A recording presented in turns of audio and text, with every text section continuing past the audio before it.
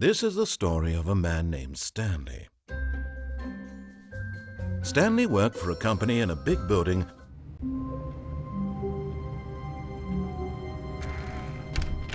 but Stanley simply couldn't handle the pressure. What if he had to make a decision? What if a crucial outcome fell under his responsibility? He had never been trained for that. No, this couldn't go anywhere except badly. The thing to do now, Stanley thought to himself, is to wait. Nothing will hurt me. Nothing will break me. In here I can be happy forever. I will be happy. Stanley waited. Hours passed, then days. Had years gone by? He no longer had the ability to tell. But the one thing he knew for sure, beyond any doubt, was that if he waited long enough, the answers would come. Eventually, someday, they would arrive. Soon, very soon now, this will end. He will be spoken to. He will be told what to do. Now it's just a little bit closer. Now it's even closer. Here it comes.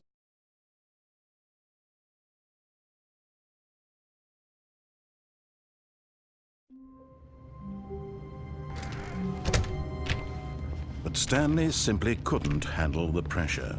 What if he had to make a decision? What if a crucial outcome fell under his responsibility? He had never been trained for that. No, this couldn't go anywhere except badly. The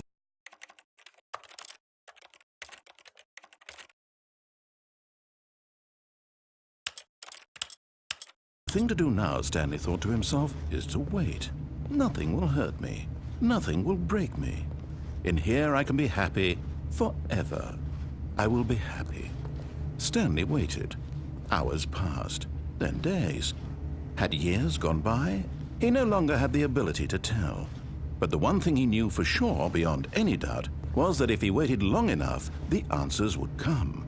Eventually, someday, they would arrive. Soon, very soon now, this will end. He will be spoken to. He will be told what to do. Now it's just a little bit closer. Now it's even closer. Here it comes.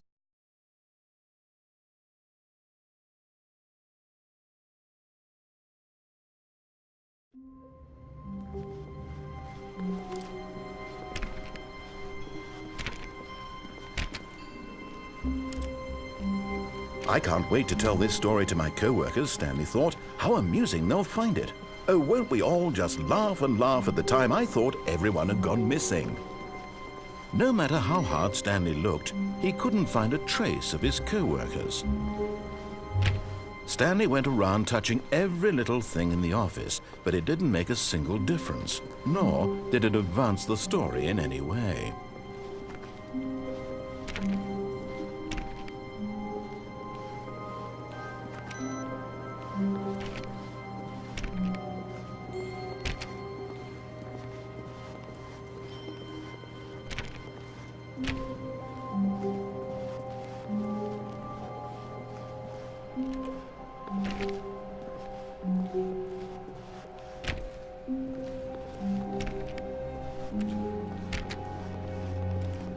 When Stanley came to a set of 2 open doors, he entered the door on his left.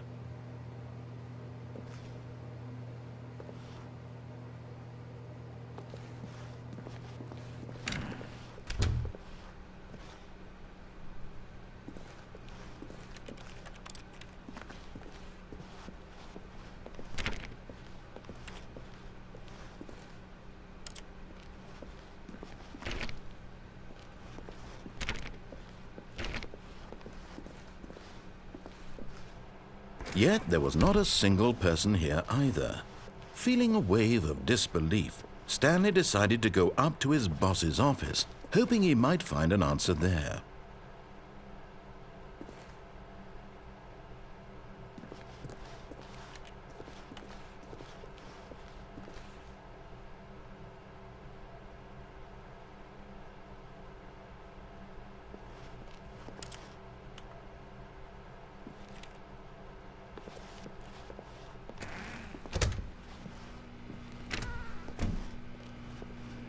Stanley stepped into the broom closet, but there was nothing here, so he turned around and got back on track.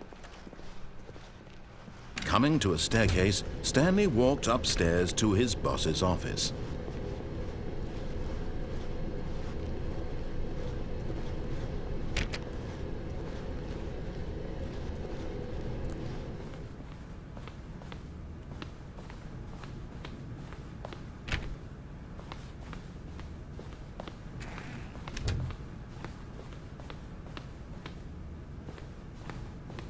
Stepping into his manager's office, Stanley was once again stunned to discover not an indication of any human life. Shocked, unraveled, Stanley wondered in disbelief who orchestrated this. What dark secret was being held from him? What he could not have known was that the keypad behind the boss's desk guarded the terrible truth that his boss had been keeping from him. And so the boss had assigned it an extra secret PIN number, 2845. But of course, Stanley couldn't possibly have known this.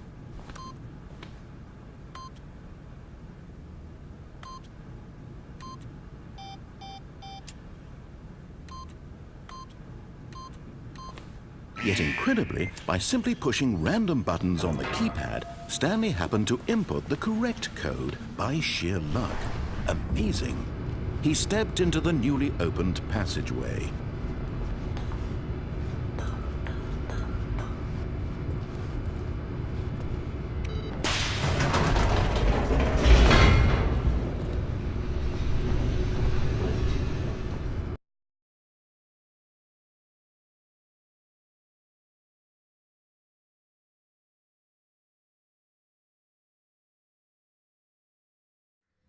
Descending deeper into the building, Stanley realized he felt a bit peculiar.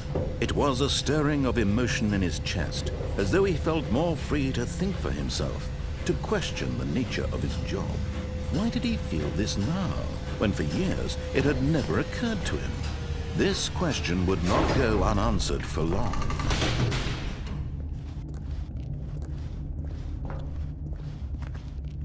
Stanley walked straight ahead through the large door that read Mind Control Facility.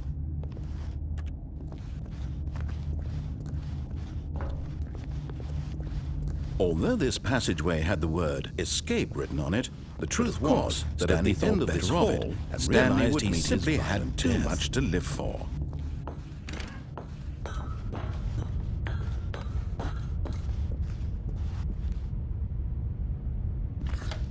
The lights rose on an enormous room packed with television screens. What horrible secret did this place hold? Stanley thought to himself. Did he have the strength to find out?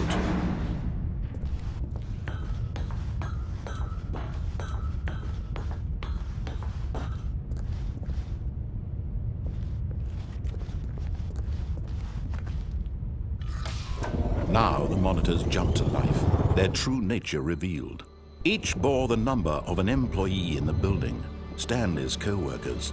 The lives of so many individuals reduced to images on a screen, and Stanley, one of them, eternally monitored in this place where freedom meant nothing.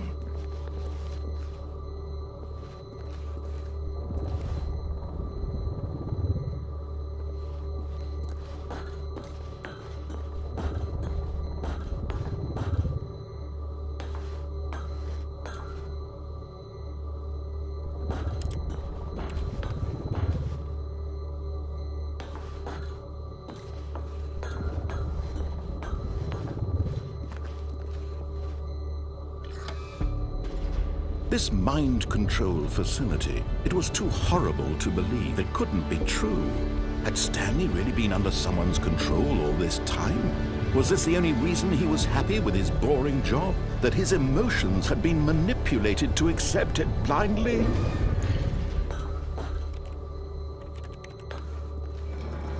No, he refused to believe it. He couldn't accept it. His own life in someone else's control? Never!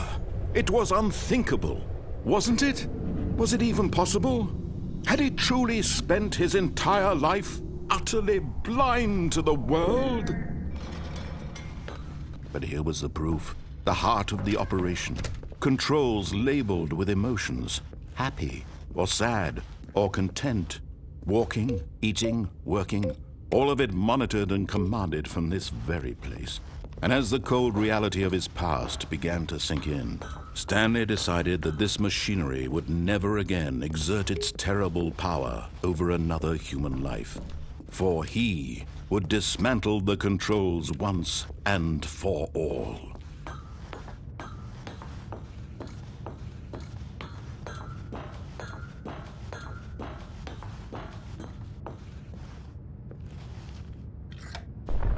Oh, Stanley, you didn't just activate the controls, did you? After they kept you enslaved all these years, you go and you try to take control of the machine for yourself. Is that what you wanted? Control? Oh, Stanley, I applaud your effort, I really do. But you need to understand, there's only so much that machine can do. You were supposed to let it go, turn the controls off, and leave. If you want to throw my story off track, you're going to have to do much better than that.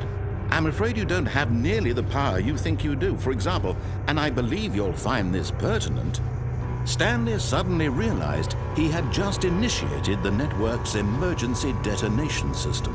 In the event that this machine is activated without proper DNA identification, nuclear detonators are set to explode, eliminating the entire complex. How long until detonation then? Let's say 2 minutes. Now this is making things a little more fun, isn't it, Stanley? It's your time to shine. You are the star. It's your story now. Shape it to your heart's desires. Oh, this is much better than what I had in mind. What a shame we have so little time left to enjoy it.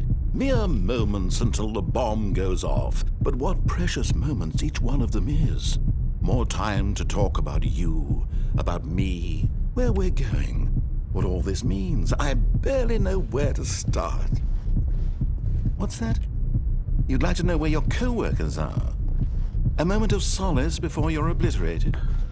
All right, I'm in a good mood. You're gonna die anyway. I'll tell you exactly what happened to them. I erased them. I turned off the machine. I set you free. Of course, that was merely in this instance of the story. Sometimes when I tell it, I simply let you sit there in your office forever, pushing buttons endlessly and then dying alone. Other times, I let the office sink into the ground, swallowing everyone inside, or I let it burn to a crisp. I have to say this, though, this version of events has been rather amusing. Watching you try to make sense of everything and take back the control wrested away from you, it's quite rich. I almost hate to see it go. But I'm sure whatever I come up with on the next go-around will be even better. My goodness, only 34 seconds left. But I'm enjoying this so much. You know what? To hell with it. I'm going to put some extra time on the clock, why not? These are precious additional seconds, Stanley. Time doesn't grow on trees. Oh dear me, what's the matter, Stanley? Is it that you have no idea where you're going or what you're supposed to be doing right now? Or did you just assume when you saw that timer that something in this room was capable of turning it off? I mean, look at you. Running from button to button, screen to screen, clicking on every little thing in this room. These numbered buttons, no, these colored ones. Or maybe this big red button, or this door. Everything, anything, something here will save me. Why would you think that, Stanley? That this video game can be beaten? Won? Solved? Do you have any idea what your purpose in this place is? Stanley, you're in for quite a disappointment. But here's a spoiler for you. That timer isn't a catalyst to keep the action moving along. It's just seconds ticking away to your death. You're only still playing instead of watching a cutscene because I want to watch you for every moment that you're powerless. To see you made humble. This is not a challenge. It's a tragedy. You wanted to control this world, that's fine. But I'm going to destroy it first, so you can't. Take a look at the clock, Stanley. That's 30 seconds you have left to struggle. 30 seconds until a big boom and then nothing. No ending here, just you being blown to pieces. Will you cling desperately to your frail life, or will you let it go peacefully? Another choice. Make it count. Or don't. It's all the same to me, all a part of the joke. And believe me, I will be laughing at every second of your inevitable life from the moment we fade in until the moment I say, happily ever after.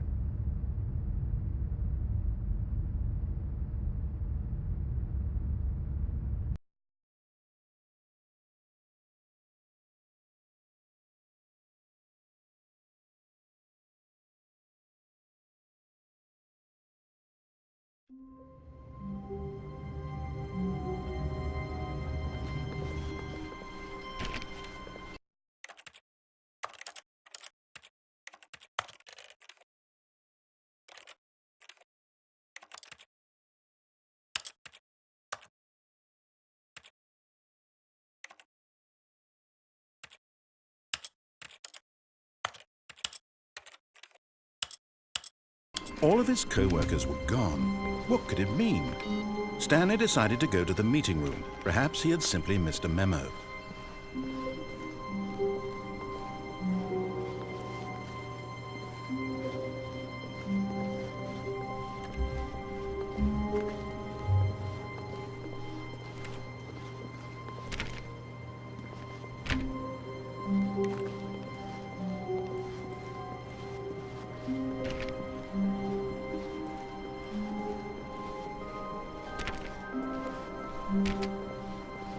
When Stanley came to a set of 2 open doors, he entered the door on his left.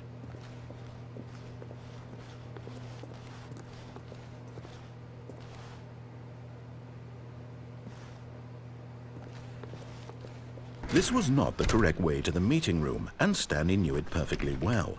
Perhaps he wanted to stop by the employee lounge first, just to admire it.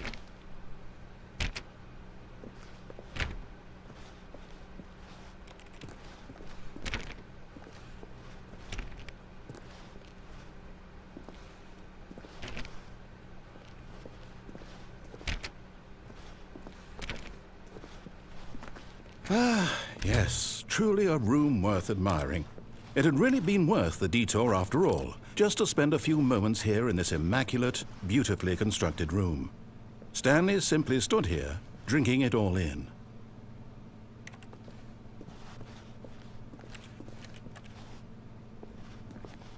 But eager to get back to business, Stanley took the first open door on his left.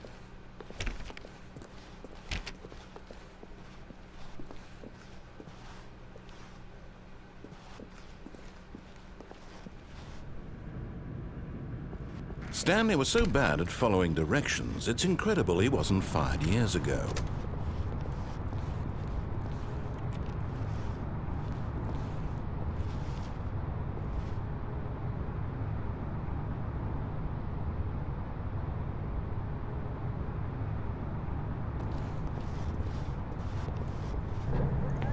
Look, Stanley, I think perhaps we've gotten off on the wrong foot here. I'm not your enemy, really, I'm not. I realize that investing your trust in someone else can be difficult, but the fact is that the story has been about nothing but you all this time. There's someone you've been neglecting, Stanley. Someone you've forgotten about. Please, stop trying to make every decision by yourself. Now, I'm not asking for me, I'm asking for her. This is it, Stanley. Your chance to redeem yourself, to put your work aside, to let her back into your life. She's been waiting.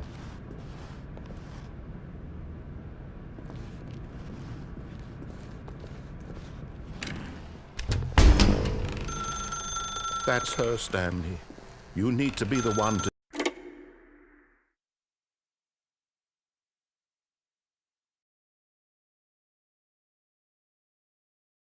Oh, Stanley, is that you? Hold on, sweetie. Sorry to keep you waiting. I'm just pulling the bread out of the oven. All right. Okay, there we go. All right, now, I want you to come in and tell me all about your day. Gotcha! Oh, come on. Did you actually think you had a loving wife who'd want to commit their life to you? I'm trying to make a point here, Stanley. I'm trying to get you to see something. Come inside. Let me show you what's really going on here. This is a very sad story about the death of a man named Stanley. Stanley is quite a boring fellow. He has a job that demands nothing of him, and every button that he pushes is a reminder of the inconsequential nature of his existence.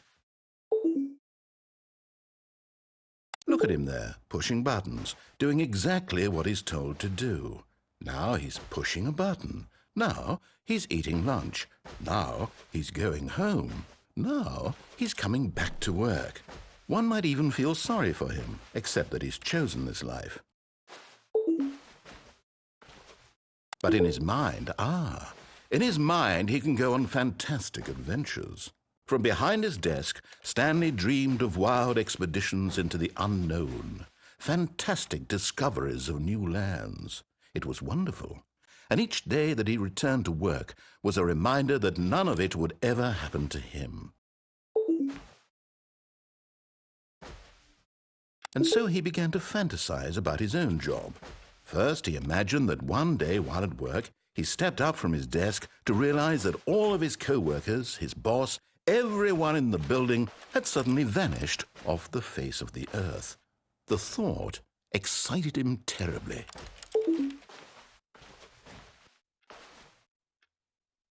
So he went further. He imagined that he came to 2 open doors and that he could go through either. At last, choice. It barely even mattered what lay behind each door. The mere thought that his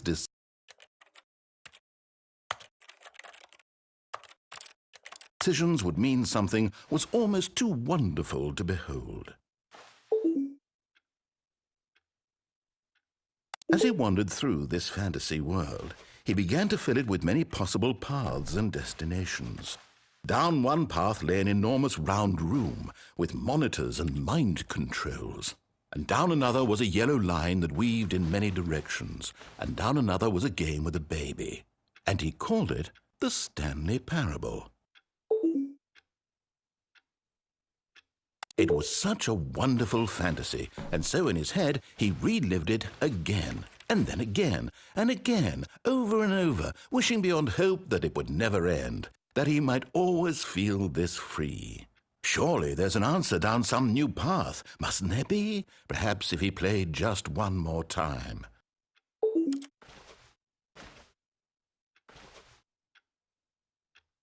But there is no answer. How could there possibly be?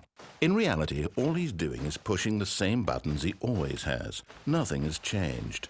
The longer he spends here, the more invested he gets, the more he forgets which life is the real one. And I'm trying to tell him this, that in this world he can never be anything but an observer, that as long as he remains here, he's slowly killing himself. But he won't listen to me. He won't stop. Here, watch this. Stanley, the next time the screen asks you to push a button, do not do it.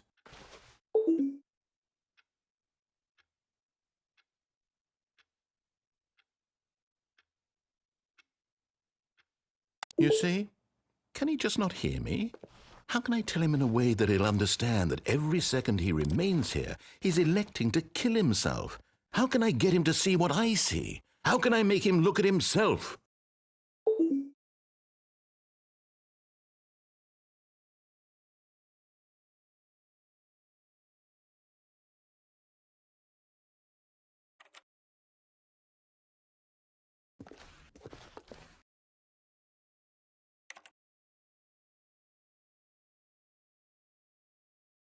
I suppose I can't, not in the way I want him to. But I don't make the rules. I simply play to my intended purpose, the same as Stanley. We're not so different, I suppose. I'll try once more to convey all this to him. I'm compelled to. I must. Perhaps, well, maybe this time he'll see. Maybe this time. And I tried again, and Stanley pushed a button. And I tried again, and Stanley pushed a button. And I tried.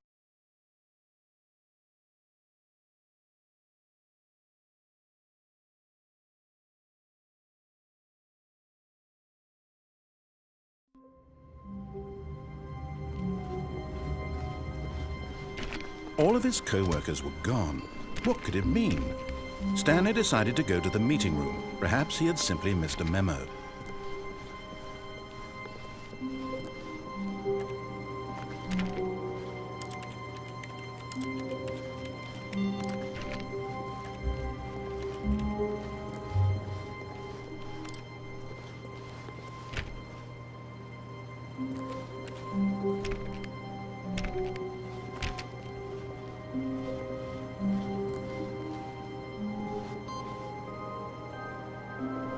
When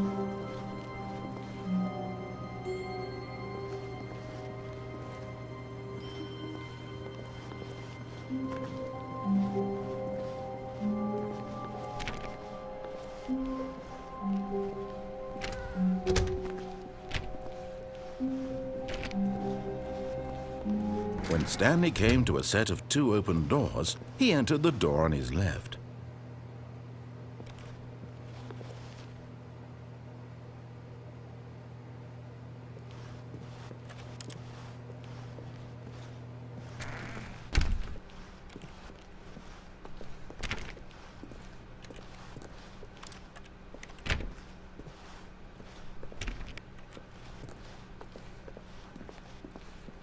Yet there was not a single person here either.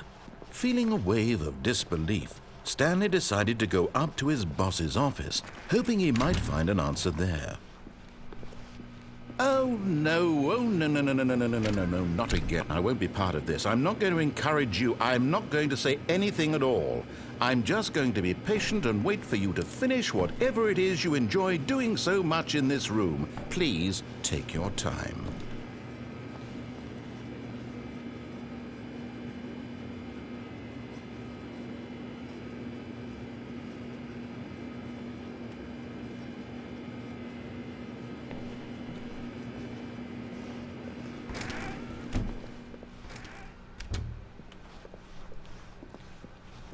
Coming to a staircase, Stanley walked upstairs to his boss's office.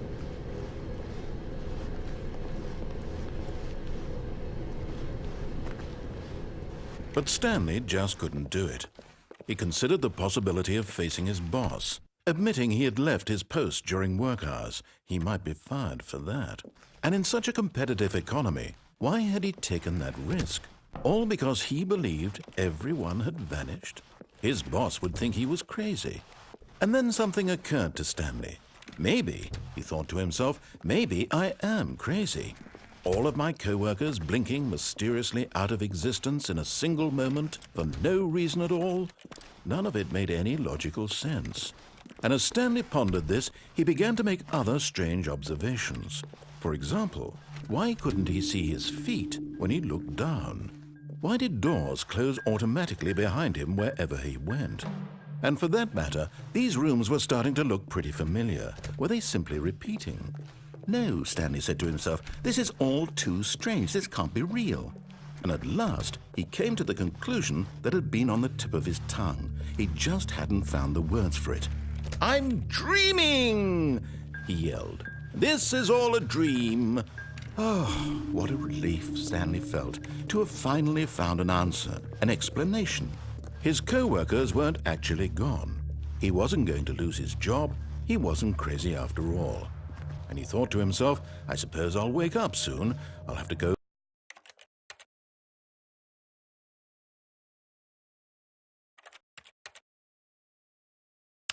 back to my boring real-life job pushing buttons. I may as well enjoy this while I'm